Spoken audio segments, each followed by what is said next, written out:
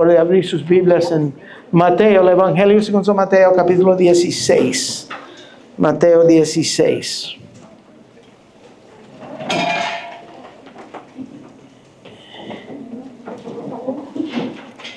En el Evangelio según Mateo 16, 18, dice, y esto es la palabra del Señor: yo también te digo que tú eres Pedro, y sobre esta roca edificaré mi iglesia, y las puertas de Hades no prevalecerán contra ella. Y a ti te daré las llaves del reino de los cielos. Y todo lo que atares en la tierra será atado en los cielos. Todo lo que desatares en la tierra será desatado en los cielos. Entonces mandó a sus discípulos que a nadie dijese que él era Jesús, el Cristo. Oremos. Padre, gracias te damos, Señor, por el tiempo que estamos aquí. Gracias te damos, Señor, por el don de tu Espíritu Santo que nos ilumina, Señor, tu palabra. Pedimos ahora, Señor, que nos enseñas, que nos iluminas, Señor, y que podamos, Señor, guardar lo que vemos, analizamos hoy en tu palabra, que sea como está escrito. Y pedimos, Señor, que bendices este tiempo que estamos aquí juntos. Lo pedimos todo en el nombre de Cristo Jesús. Amén. Pues este texto es muy conocido a todos nosotros y ha sido un texto muy controversial en la iglesia, entre la Iglesia Católica Romana y la Iglesia Protestante. Uno que es en sí un texto muy fácil para leer, muy fácil en sí a verlo, pero es muy profundo, es muy rico, muy glorioso cuando uno lo estudia. Pero para mejor entender estos versículos de 18 a 20, voy a leer desde el versículo 13 hasta 20, que dice: viniendo Jesús de la región de Cesarea Filipo, preguntó a sus discípulos: ¿quién dicen los hombres que es el Hijo del Hombre? Ellos dijeron, unos Juan el Bautista, otros Elías, otros Jeremías o alguno otro de los profetas. Y él les dijo: ¿y vosotros quién decís que soy yo? Respondiendo Simón Pedro dijo: tú eres el Cristo, el Hijo del Dios viviente. Entonces respondiendo Jesús: bienaventurado eres Simón, hijo de Jonás, porque no te ha revelado carne ni sangre, sino mi Padre que está en los cielos. Yo también te digo que tú eres Pedro, y sobre esta roca edificaré mi iglesia. Las puertas del Hades no prevalecerán contra ella. Y a ti te daré las llaves del reino de los cielos. Y todo lo que atares en la tierra será atado en los cielos, y todo lo que desatares en la tierra será desatado en los cielos. Entonces mandó a sus discípulos que nadie dijese que él era el Cristo. Como dije, estos textos son muy conocidos por muchos aquí, pero también yo creo que se preguntan, ¿qué quiere decir todo esto? ¿Qué quiere decir todo esto? Por los siglos la Iglesia Católica Romana ha dicho que es un pasaje que nos dice que la iglesia está edificada sobre Pedro. Sobre Pedro, que él era el primer papa, y de ahí vienen todos los demás papas, que es el papal succession, como dicen en inglés, y ellos hacen el papa la autoridad divina en la tierra aquí, como la cabeza de la iglesia aquí en la tierra. Los protestantes dicen que no está edificado sobre Pedro, sino edificado sobre la confesión de Pedro, en que cuando él dice, tú eres el Cristo, el Hijo del Dios viviente. La palabra revelado del Padre en los cielos. Eso es lo que es la idea, o lo que es que los protestantes, como nosotros decimos, que Cristo es quien es la autoridad, la cabeza de la iglesia, y no hay papa en este pasaje. No hay papa ahí. Así, este pasaje es muy importante para nosotros, para la iglesia en sí. También hay muchos que preguntan, pues, ¿qué son Las puertas del Hades. ¿Qué son las puertas del Hades? Y cómo es que la iglesia los vence esas puertas. Y también en el versículo 19 dice que Pedro es dado las llaves del reino. ¿Qué son esas llaves? Y también, ¿qué quiere decir? Todo lo que atares en la tierra será atado en el cielo, y todo lo que atares desatares y todo eso. ¿Qué quiere decir eso? Y vemos eso repetido también cuando está hablando de la disciplina en la iglesia, Mateo 18. Interesante. ¿Y por qué dice que el Señor no digas a nadie que yo soy el Cristo? En versículo 20. O sea, hay muchas preguntas en estos pasajes, muchas preguntas, más que nosotros vamos a ver hoy en día, pero hoy nosotros vamos a enfocarnos en la declaración. En la declaración que dice el Señor en el versículo 18, edificaré mi iglesia. Edificaré mi iglesia. O lo que es implicado ahí, Cristo está diciendo, yo edificaré a mi iglesia. Yo edificaré mi iglesia. Esto es al corazón de este pasaje. Todo lo más es añadido a esta declaración. Eso es la verdad o la realidad del texto aquí. Jesús está diciendo a los discípulos, yo edificaré a mi iglesia, mi eclesia. Mi eclesia. Muchos me han dicho a mí, me han preguntado, dicen, ¿cómo se crece la iglesia? ¿Cómo es que la iglesia crece? ¿Qué es tu meta en su crecimiento? ¿Qué es tu meta en su crecimiento? Y yo les digo, yo no tengo meta. Yo no tengo meta para el crecimiento de la iglesia, porque Cristo dice que Él es el que edificará la iglesia, y yo no quiero estorbar lo que Él está haciendo. Lo que Cristo está haciendo, uno no quiere estorbar en la manera que Él lo está edificando. Y eso es lo que cada uno de nosotros tenemos que entender eso. Yo ya he visto pastores que me han dicho, este es mi convertido. Este vino a Cristo por una predicación o porque yo le he discipulado y ahora él cree, es mi convertido. Y muy tristemente, eso es cierto. Eso es cierto. Sí hay los que son convertidos del pastor y no de Cristo. Porque ellos siguen el pastor, ellos siguen a esa iglesia y no a Cristo, no a lo que la palabra de Dios dice. Aunque están mal, aunque están fuera de lo que la palabra de Dios dice, siguen por programa, por costumbre, por quién sabe por qué, pero realmente no es porque están sirviendo al Señor que está edificando la iglesia. Por eso aquí no estamos interesados en edificar la iglesia. Nosotros, como todos sabemos, no estamos interesados en métodos, en maneras, en trucos, en programas, en planes, en promociones, en estrategias. Todas estas cosas que dicen garantiza una multitud. Garantiza una multitud, porque el crecimiento de la iglesia no es de multitud. No estamos interesados en edificar la iglesia en esa manera. Y realmente no estamos interesados en edificar la iglesia. Y uno dice, ¿qué? Esa es blasfemia. No estamos interesados en edificar la iglesia, pero estamos demasiado interesados en tener una iglesia que Cristo está edificando. Eso es lo que Dios, yo creo, quiere que de nosotros. Es que nosotros estamos en una iglesia donde Él lo está edificando. Y hay una diferencia. No estamos hablando de números. Aquí Él dice, Él edificará su iglesia.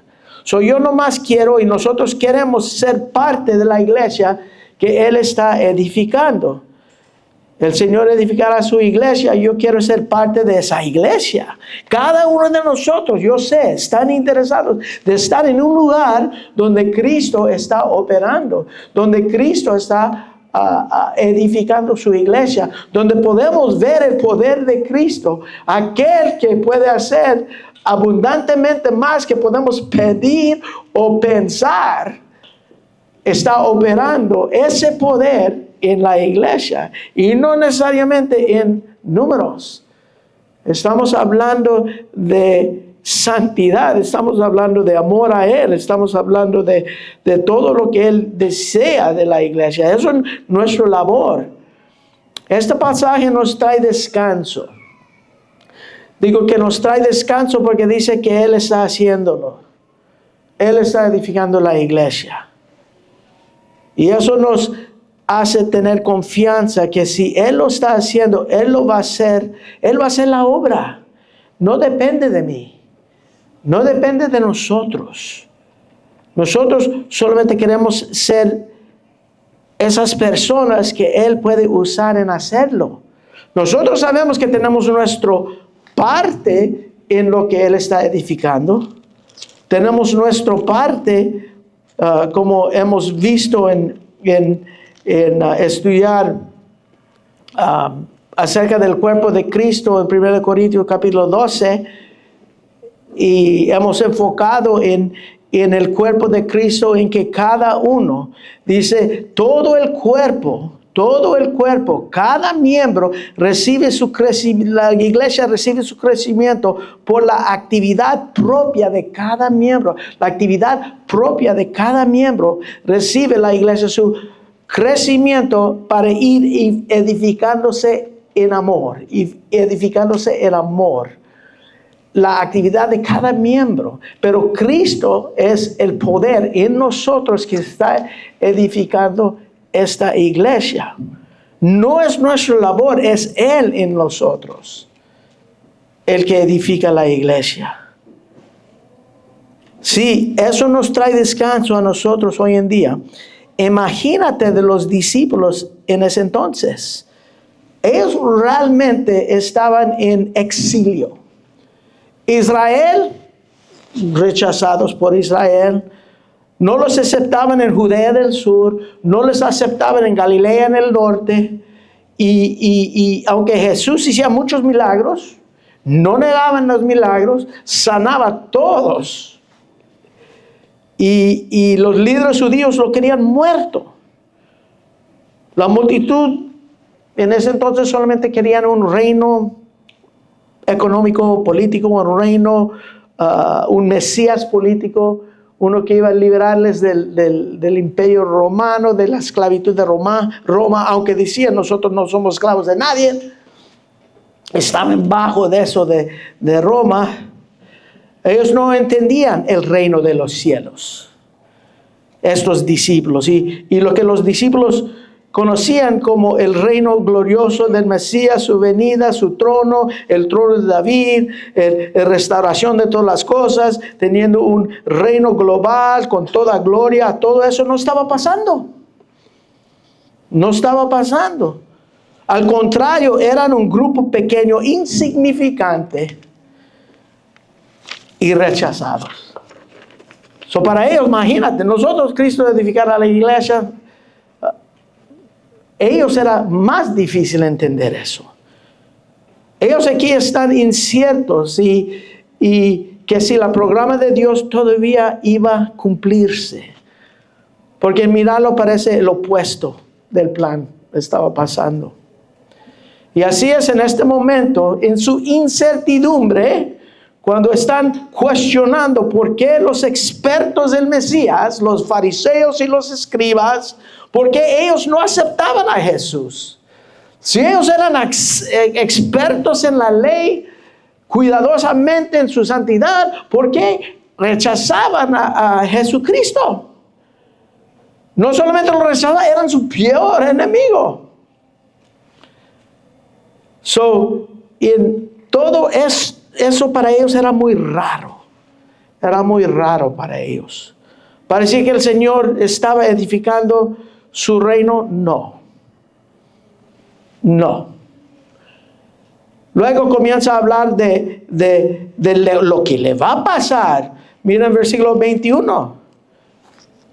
Desde entonces comenzó Jesús a declarar a sus discípulos que era necesario ir a Jerusalén a padecer muchos de los ancianos y los principales sacerdotes y los escribas y ser muerto. Wow, primeramente dice, yo edificaré mi iglesia. Imagínate, ellos, eso no está pasando. Y luego a escuchar eso, que va a morir. ¿Qué? Esto llega a ser su mensaje principal por los últimos meses en la tierra aquí. Y Pedro dice en versículo 22, que dice, Señor, ten compasión de ti, en ninguna manera esto te acontezca. Quítate delante de mí, Satanás, dice Cristo. Wow. Ya estaba suficiente mal, pero si tú, nuestro líder, mueres, va a ser peor. Ellos están pensando, no tienen mucha esperanza. Y mucho menos van a tener en versículo 24, cuando comienza a hablar de la cruz de ellos. No solamente la cruz de él. Versículo 24 dice, entonces Jesús a sus discípulos les dice, si alguno quiere venir en pos de mí, niégase a sí mismo, tome tu cruz y sígueme. No solamente está hablando de él morir en Jerusalén, pero que cada uno de sus discípulos iba a tomar su cruz para seguirlo. Imagínate cómo pensaban ellos. Así viene muchas malas noticias a los discípulos, peor que han oído hasta ahora. Y todo eso, a pesar de cómo se ven las cosas, los planes siguen adelante.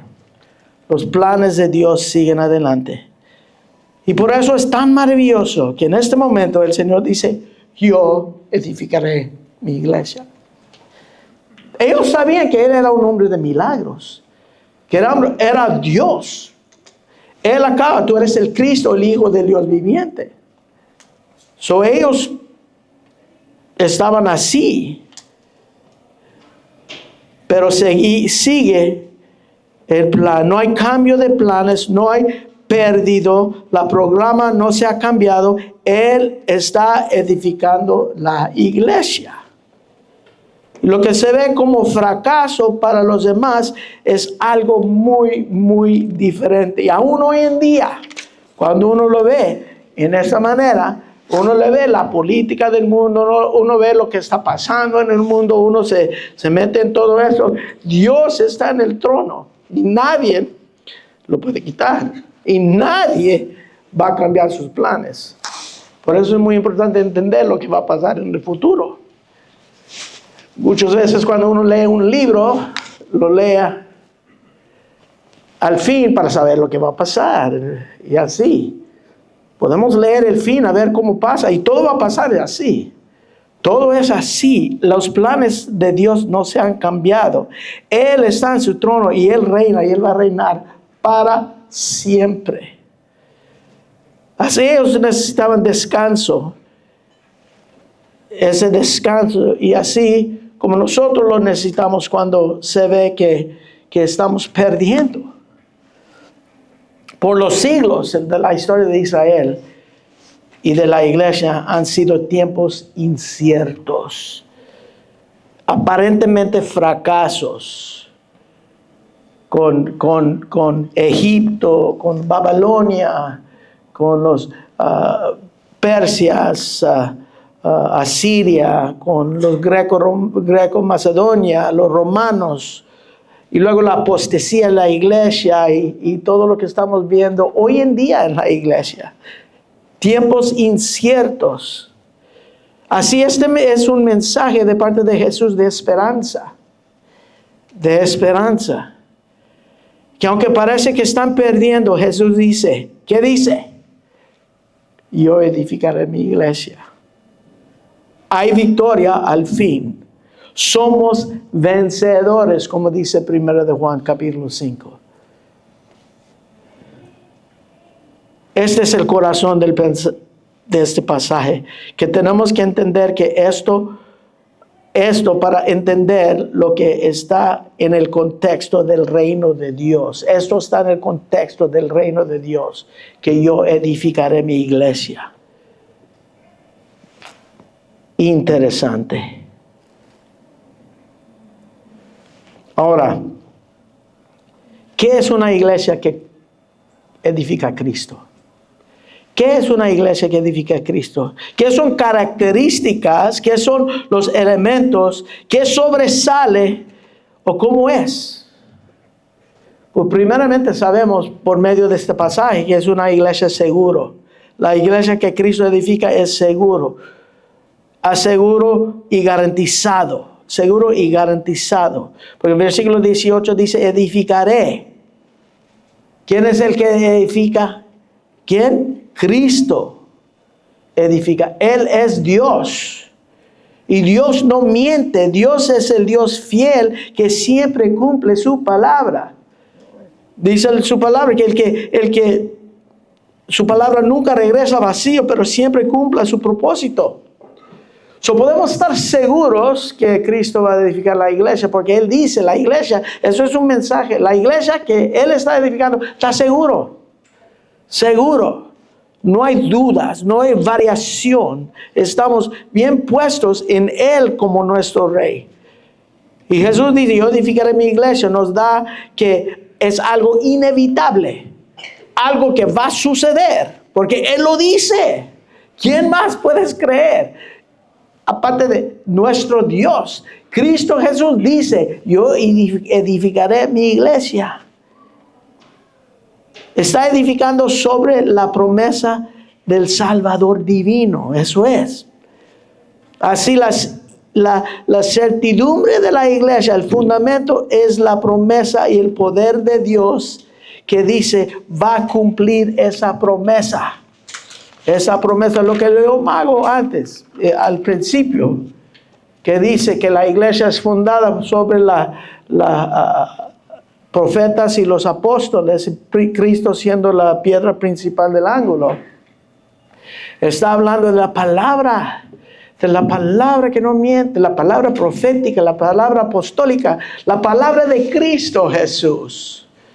Sobre eso está fundada la iglesia y sobre eso es lo que la iglesia está siendo edificado. El Señor edifica la iglesia y eso nos trae consuelo de saber que es el Señor. Nosotros solamente como iglesia tenemos que estar en el lugar donde Él lo está haciendo. Donde Él lo está haciendo. ¿Has pensado eso? Ahora dices, ¿qué es ese lugar? Pues no es difícil de entender. En el Nuevo Testamento vemos principios en cómo vivir en justicia. Por ejemplo, en primero de Timoteo, dice en cómo debemos conducirnos en la iglesia. Primero de Timoteo, capítulo 14.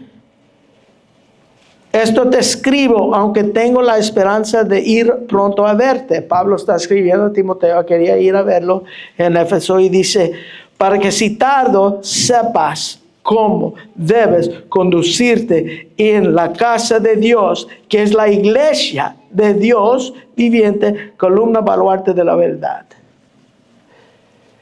Escribió las cartas, 13 cartas Pablo escribió, para saber cómo conducirnos dentro de la iglesia. Ese específicamente es el 1 Timoteo. Somos llamados a caminar en el Espíritu, en Efesios capítulo 5.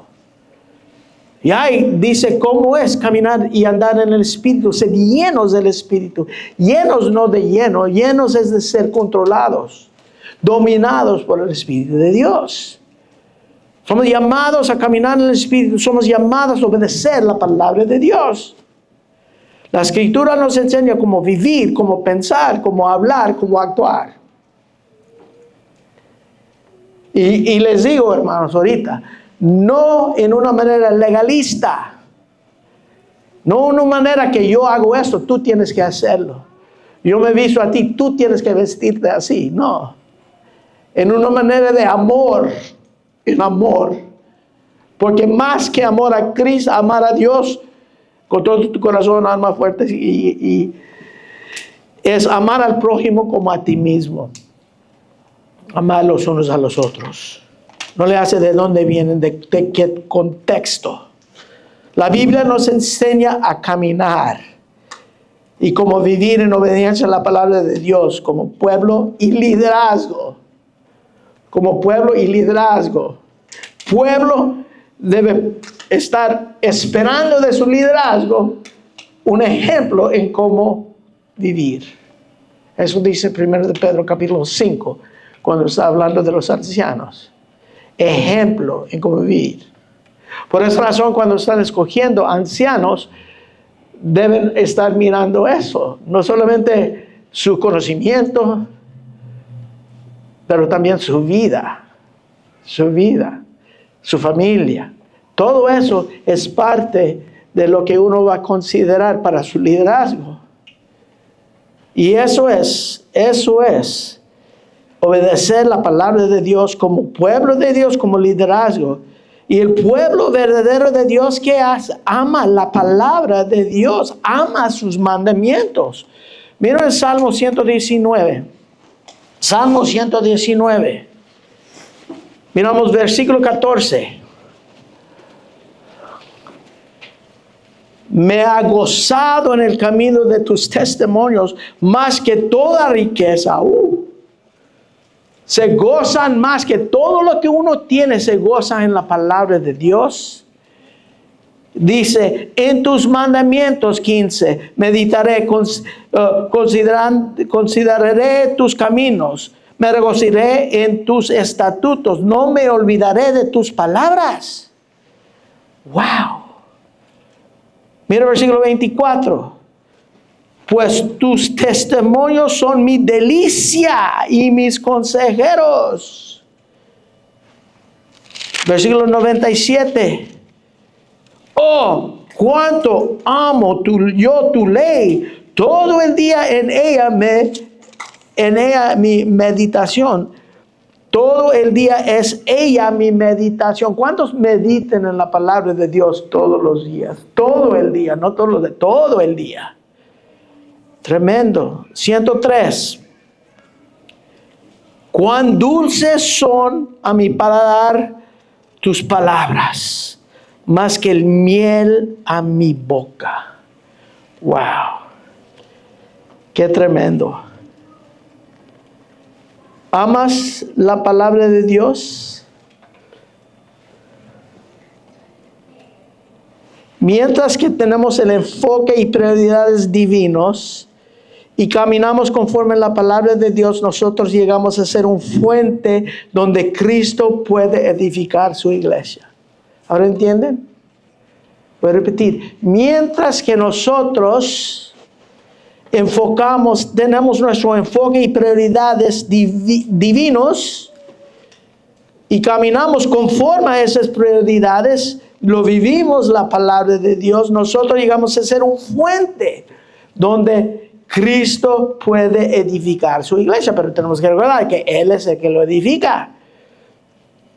Así, cuando uno deja de obedecer la palabra de Dios y deja de una vida de justicia y obediencia, cuando abandonamos los principios bíblicos, el fuente es bloqueado. La iglesia no para. La iglesia sigue adelante. Cristo dijo, yo edificaré mi iglesia. Solamente busca otro fuente donde Él lo puede hacer. Y sigue Cristo edificando su iglesia. Uno solamente deja de ser parte de ese crecimiento cuando nosotros hacemos esas personas que no nos dejamos ser guiados, llenos y usados por el poder de Cristo. Porque cuando nosotros comenzamos a pensar que es nuestro poder, ahí es donde fallamos. Ahí es donde te debes abandonar uno mismo. Por eso vemos hablar de iglesias que acá estaba esta iglesia, no crece, ya no está. ¿Por qué? Porque dejaron los principios bíblicos, dejaron de que Cristo edificara la iglesia. Dejaron de dar exposición de su palabra. En vez de eso comenzaron a hacer programas.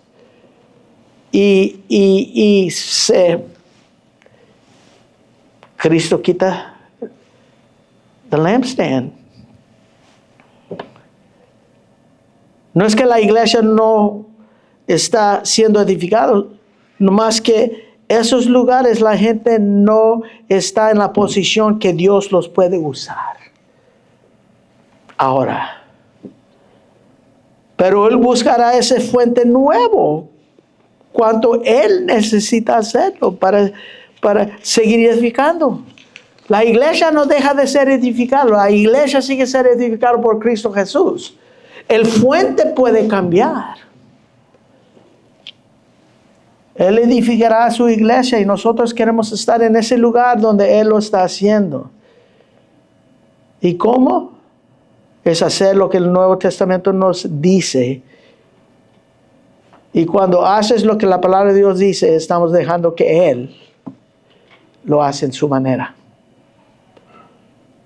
Yo creo que esa iglesia es como es, porque Cristo lo hizo así y lo sigue haciendo.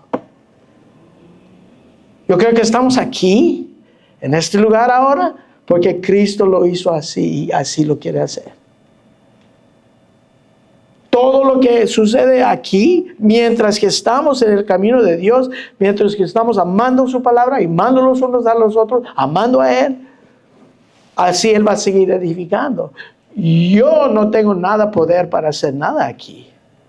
Es Él el que lo está haciendo. Nosotros pedimos que Él nos ilumina la palabra, que lo podemos exponer, pero no es la elocuencia. Pablo no quería ser conocido por su elocuencia en su hablar. En 1 Corintios capítulo 2, él dice, yo no solamente quiero ser conocido por una cosa, que yo predico a Cristo y él crucificado. Eso es mi vida. Es lo que yo predico. Solamente Él. Wow, es tremendo. Nosotros esperamos en Él. En Él. Él lo hace, Él nos purifica. Nosotros como pueblo y liderazgo solamente tenemos que estar entregados a la justicia de Dios. Y donde hay justicia de Dios, dice, ahí es donde voy a crecer mi iglesia. Ahí es donde voy a edificar mi iglesia. Donde hay justicia de Dios. Donde Cristo es exaltado. Donde el pueblo está siendo edificado. Ya les he dicho, los domingos no son para evangelización. Los domingos es para exaltar a nuestro Dios. Ocurre evangelismo. A veces invitamos personas que no conocen al Señor y el Señor les habla, como dice en 1 Corintios capítulo 14. Llegan y escuchan y tienen una convicción. Pero eso no es el propósito. El propósito, después vamos a evangelizar donde quiera que vayamos. Pero el propósito aquí es exaltar a Cristo y ser edificados nosotros para la obra del ministerio. Que Cristo nos usa. Nos usa. Nosotros como pueblo solamente tenemos que estar donde Él está haciendo. Y Él lo va a hacer. Y eso no es garantizado, no se garantiza permanente. Porque el día que dejamos hacerlo en obediencia a la palabra de Dios y dejamos de hacer las cosas conforme a la palabra de Dios, Dios lo va a parar. Lo va a parar.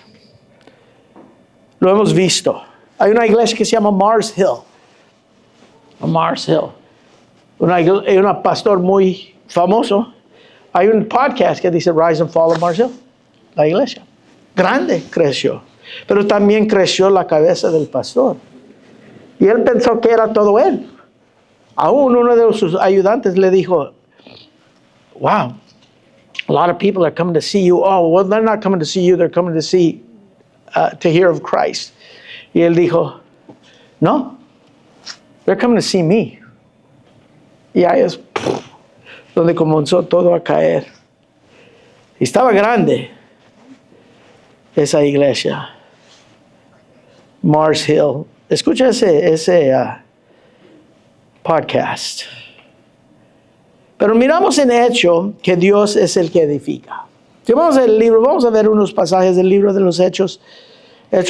Comenzando en Hechos capítulo 2. En Hechos capítulo 2, versículo 39, dice, porque para vosotros es la promesa, y para vuestros hijos, y para todos los que están lejos, para cuantos el Señor nuestro Dios llamare.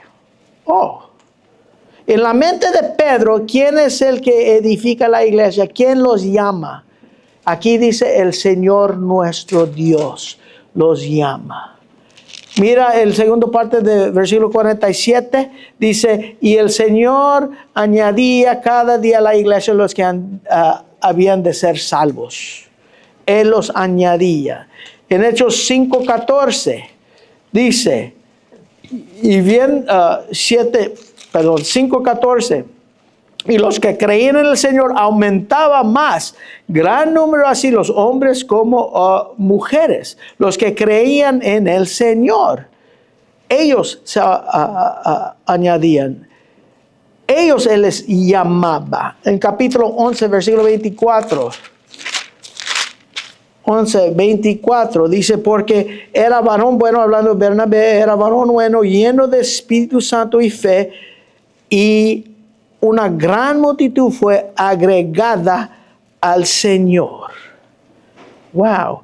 El Señor está llamando, salvando, agregando a su cuerpo. Capítulo 13, versículo 48. 13:48. Los gentiles, oyendo eso, se regocijaban, glorificaron la palabra del Señor y creyeron todos los que estaban ordenados para vida eterna. 18:10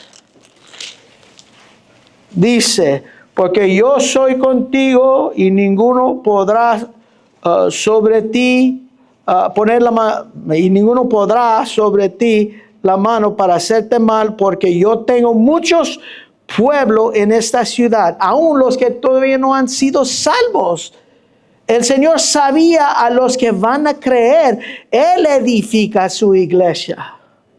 Las epístolas nos enseña cómo lo va a hacer y lo que Él quiere, todo lo práctico, pero en todo el Señor lo edifica.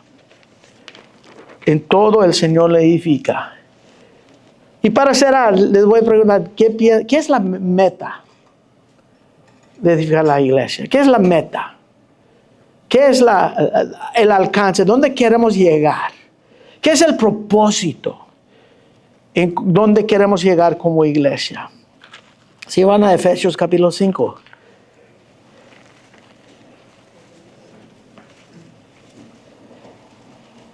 En Efesios capítulo 5, versículo 25. Maridos, amad a vuestras mujeres así como Cristo amó a la iglesia, se entregó a sí mismo por ella. Hablando de la iglesia, dice, a la iglesia, ¿por qué se entregó por la iglesia? Para santificarla. ¿Cómo? Habiéndola purificado en el lavamiento por del agua por la palabra. ¡Wow! ¿Para qué? ¿Qué es el propósito? A fin de presentársela a sí mismo una iglesia, ¿qué? Gloriosa. Una iglesia gloriosa. Es la meta. Es lo que el Señor quiere de nosotros. Una iglesia gloriosa que no tuviese mancha ni arruga ni cosas semejantes. Y así vamos a estar. Cuando nos presentamos a Él, la boda del Cordero, vamos a estar vestidos en lino fino, blanco, resplandeciente. ¿Sabes por qué el Señor está edificando la iglesia? Para presentársela a sí mismo como una iglesia gloriosa. Para que la iglesia es una fuente donde Él puede manifestar ¿qué? ¿Qué? Su gloria. Es todo. Manifestar la gloria de Dios, no de uno. ¿Y lo hace? ¿Lo edifica así? Sí. La iglesia llega a estar así. ¿Cuándo? Cuando Él lo edifica. Dios está edificando la iglesia para que cuando la iglesia se estable, eso tenemos que entender. Dios está edificando la iglesia. ¿Por qué? Porque cuando ya se establece y uno ve la iglesia gloriosa, uno ve una iglesia que está como la palabra de Dios muestra cómo debe ser una iglesia, que ningún hombre puede decir, mira lo que yo hice. O mira lo que nosotros hicimos. No. Él lo hace. Efesios 3:21 dice, a Él sea la gloria en la iglesia, en Cristo Jesús, por todas las edades, por los siglos de los siglos. Amén. Padre, gracias te damos, Señor, por estos textos, por lo que tú nos enseñas, Señor. Gracias te damos, Padre, por tu revelación en tu palabra. Sabemos que vimos una porción pequeña de este texto y hay mucho más. Pero pido, Señor, que fue de edificación a tu pueblo y para mí. Ayúdanos a entender, Señor, que tú eres el que edificas la iglesia, no nosotros. Y mientras que estamos haciendo, Señor, lo que tu palabra nos llama a hacer, lo vas a seguir haciendo. Aquí, en este lugar. Qué grande bendición. Pedimos tu ayuda, como siempre, Señor. Porque apartados de ti no podemos hacer nada. Gracias te damos. En el nombre de Cristo Jesús. Amén. ¿Podemos ponernos en pie por el último canto, por favor?